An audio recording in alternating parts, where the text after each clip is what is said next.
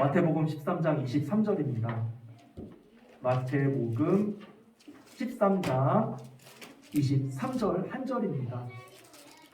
우리 앞에 화면에도 성경 말씀이 나오니 참조해 주시면 되겠습니다. 마태복음 13장 23절, 우리 한 절 말씀이니까 다 같이 함께 읽겠습니다. 시작.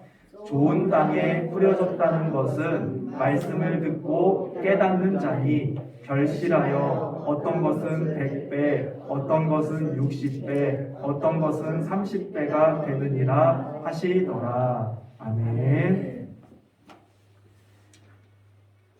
오늘 설교의 제목은 좋은 땅과 같은 마음밭이라는 제목으로 말씀을 전하겠습니다. 먼저 잠깐 정리를 좀 하고 넘어가겠습니다. 지난 3주간 우리는 예수님께서 비유를 통해 말씀하신 그 네 종류의 마음 상태에 대하여 말씀을 들었죠. 그래서 씨 뿌리는 자가 씨를 뿌리니까 그 씨가 떨어진 첫 번째 땅이 이제 길가였고, 그래서 길가가 너무 딱딱하고 단단하니 씨앗의 뿌리가 내려지지를 못했다고 했어요. 또 새들이 와서 먹어버리고요. 그리고 말씀의 씨앗이 떨어진 두 번째 땅은 돌밭이었습니다. 돌밭에는 흙이 있기는 있어요. 그래서 뿌리가 내려가기는 내려가지만 돌들이 워낙에 많아서 씨앗의 뿌리가 깊게 내리지 못하고 결국은 말라 죽고 맙니다. 말씀의 씨앗이 떨어진 세 번째 땅은 이제 가시밭이었습니다.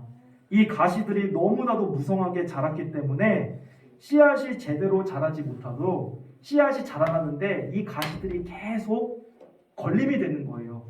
그 가시들이 씨앗이 자라는 길을 가로막았다는 것입니다. 그리고 이제 오늘 살펴볼 이제 네 번째 땅은 바로 좋은 땅이라는 것입니다.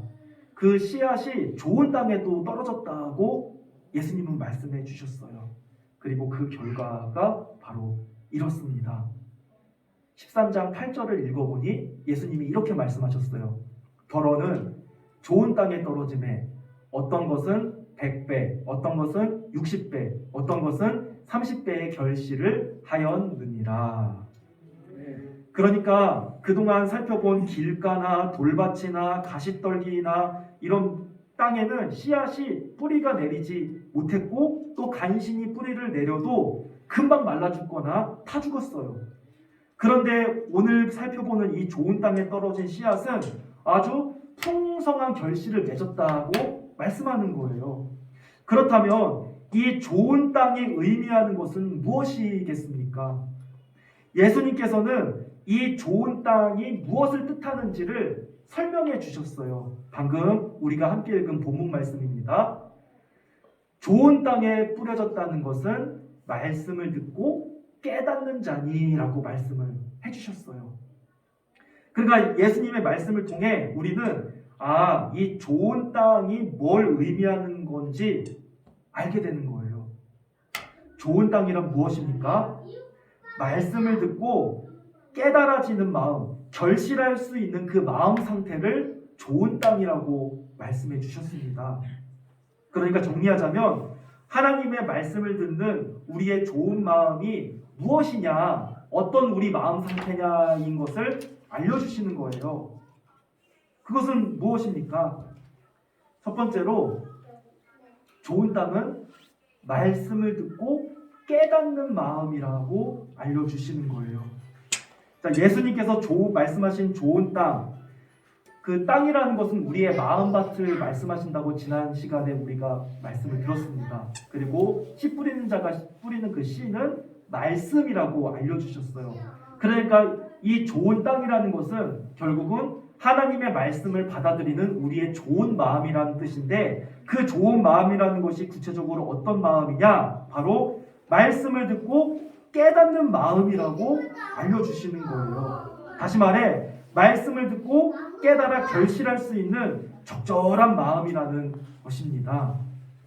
우리는 보통 무엇인가를 깨달았다, 나 정말 깨달았어 라고 하면은 뭔가 아주 대단한 것을 깨닫는다라는 것을 생각할 수 있는데, 그런 의미만 있는 것이 아니라 깨닫는다라는 이 말에 성경에 기록된 원어에는 이해한다, 아 그렇지 하면서 이해한다, 그리고 합친다, 두 개의 생각이나 두 개의 사물이나 두 개의 마음을 이렇게 하나로 합친다라는 의미가 있는 거예요. 그러니까 예수님께서 말씀하신 이 깨닫는다, 말씀을 듣고 깨닫는다는 것은 아 하나님의 마음이 이런 것이구나, 하나님의 뜻이 이런 것이구나 이해를 하는 마음이고, 아 하나님의 뜻이 이러니까 내 뜻, 내 마음을 거기에 맞춰야겠다, 이런 마음 자세가 깨닫는 자세, 좋은 마음이라는 것을 알려주는 거예요.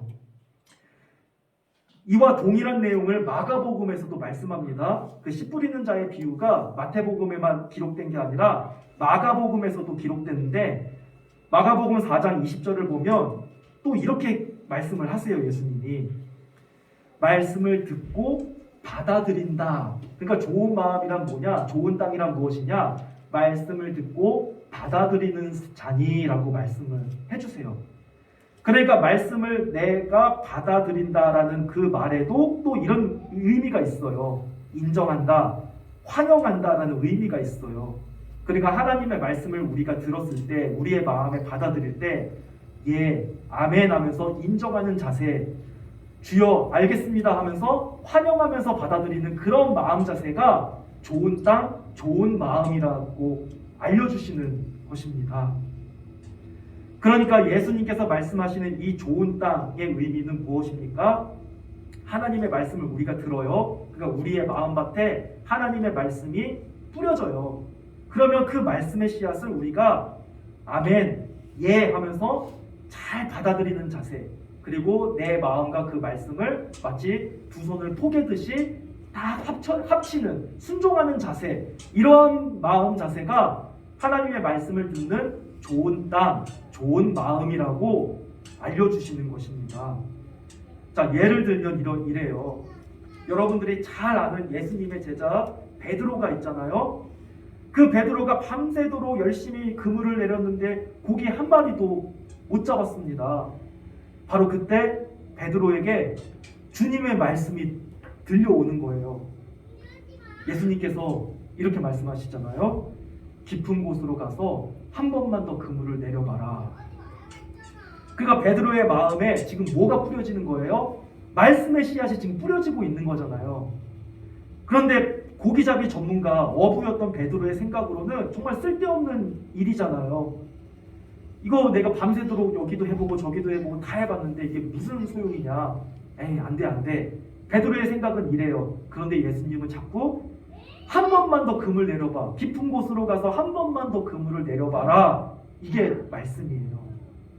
자, 그때 어땠습니까?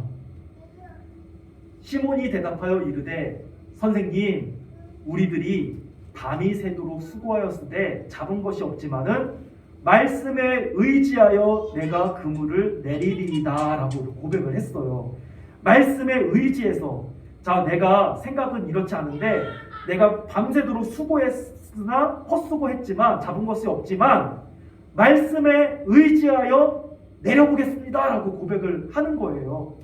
그러니까 지금 베드로의 마음이 하나님의 말씀의 씨앗을 잘 받아들이는 좋은 마음이었던 것이에요. 정리하자면 이렇습니다. 하나님의 말씀의 씨앗이 지금 여러분의 귀에 들려요. 그리고 여러분의 마음밭에 지금 떨어지고 있어요. 지금. 그러면 하나님의 이 말씀과 여러분의 지금 이 생각이 합쳐지는 것이 좋은 땅, 좋은 마음이라는 것이에요. 바로 그런 부분이 지금 우리가 하나님의 말씀을 듣고 깨닫는 사람의 모습이라는 것입니다. 우리는 저마다의 생각이 다 있어요. 우리 권사님의 생각이 있고 집사님의 생각이 있고 다 생각들이 다 저마다 있습니다. 그래서 때로는 하나님의 말씀에 저항도 합니다. 내가 왜 그렇게 해야 됩니까? 하지만 내 생각과 판단이 물론 있을지라도 먼저 하나님의 말씀에 귀 기울일 줄 아는 그런 자세, 바로 그런 마음이 좋은 땅, 좋은 마음이라고 예수님은 말씀해주고 계십니다. 바라기는 여러분의 마음이 이후로부터 좋은 땅, 좋은 마음 자세가 될 수 있기를 간절히 축복합니다. 축복합니다. 또 두 번째로 좋은 땅은 어떤 자세일까요? 말씀을 지키고 인내하는 마음, 그러니까 말씀을 잘 지키면서 인내하는 그런 자세가 좋은 땅, 좋은 마음이라고 말씀을 해주십니다. 자, 이거는 오늘 본문에는 나오지 않아요. 그런데 이 씨 뿌리는 자의 비유가 또 적혀 있는 누가복음에서 이렇게 또 예수님이 말씀을 해주셨어요. 8장 15절 읽어보겠습니다. 제가 좋은 땅에 있다는 것은 착하고 좋은 마음으로 말씀을 듣고 지키어 인내로 결실하는 자니라. 말씀을 듣고 지키면서 인내로 결실하는 그런 마음 자세가 좋은 땅이라고 말씀을 해주셨어요. 그 말씀을 지키고 인내하는 자세, 바로 그것이 바로 돌박과 가시박과 다른 점입니다. 세상의 유혹과 염려와 근심이 때로는 여러분의 마음을 돌밭처럼 만들지 않습니까? 때로는 여러분의 마음에 계속 가시가 자라나게 하지 않습니까? 그래서 계속 세상의 염려 근심으로 불안하게 하고 세상의 유혹으로 하나님을 자꾸만 놓치게끔 만들지 않습니까? 그런데 주신 말씀을 잘 붙들고 소망으로 인내하는 그 마음이 우리에게 필요하다는 거예요. 여기서 말씀을 듣고 지키어 인내로 결실한다라고 하는데, 여기서 인내는 무슨 의미냐면, 인내를 뜻하는 그 성경 원어에는 어디 아래에 머물면서 버텨낸다, 견뎌낸다, 이런 의미가 있어요. 그러니까 하나님의 말씀 아래에서, 주님의 그 날개 아래에서 잘 견디고 버텨내는 게 바로 인내라는 것입니다. 소망으로 인내하는 거예요. 그렇기 때문에 말씀을 듣는 것만이 아니라 우리에게 주신 그 말씀을 우리는 잘 품고 그 말씀대로 지키면서 순종해보는 거예요. 때로는 그 말씀을 품고 그 말씀대로 순종하려고 하는 그 과정에 어려운 점도 있습니다.